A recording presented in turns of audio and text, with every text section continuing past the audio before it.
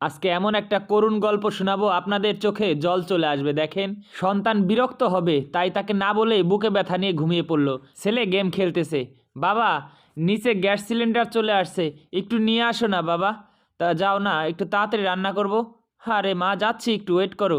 আরে বাবা, একটু রাগ হবে তো, বেটা চলে যাবে, একটু যাও, তুমি নিয়ে আসো এখনই। আহা, তুমি যা করো না। আরে কি হয়েছে, একটু পরে গেলেই তো হতো না। ভাল লাগে না, যাচ্ছি। বাড়ি আর মানুষ নেই, সব কাজ আমাকেই করতে হবে। আহ, ছেলেটা দিন দিন বিগড়ে যাচ্ছে। আরে বাবা, একটা সিলিন্ডার তো তুমি তো নিয়ে আসতে পারতে। দেখলে যে আমি মোবাইলে গেম খেলাইতেছি, অকারণে কেন বিরক্ত করো তুমি? যা, ছেলে দিন দিন কেমন যেন হয়ে যাচ্ছে। যাও, নিয়ে আসতেছে আমি। তখন ছেলের এরকম উগ্র আচরণ দেখে বাবা অনেক কষ্ট পেল। ছেলে বসে টিভি দেখতেছে।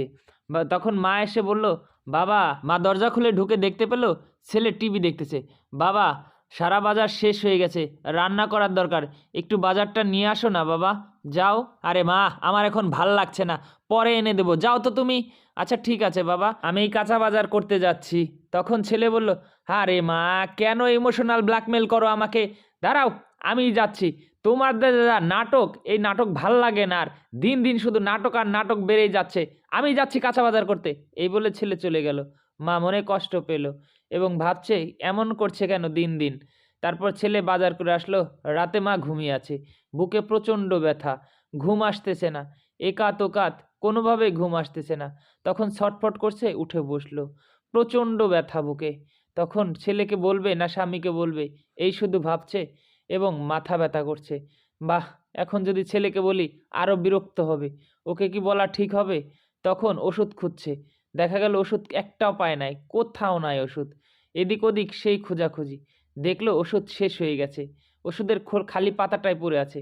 এখন কি ছেলেকে বলবো? ছেলে বসে মোবাইল টিপতেছে। না, ওকে বললে ও রাগারাগি করবে, বকাবাজি করবে। না থাক, এখন ঘুমিয়ে পড়ি, কাল সকালে বলে ওষুধ আনাবো, না হলে ও যা রাগারাগি করবে আর সহ্য হচ্ছে না। এই বলে মা ঘুমিয়ে পড়ল ব্যথা নিয়ে।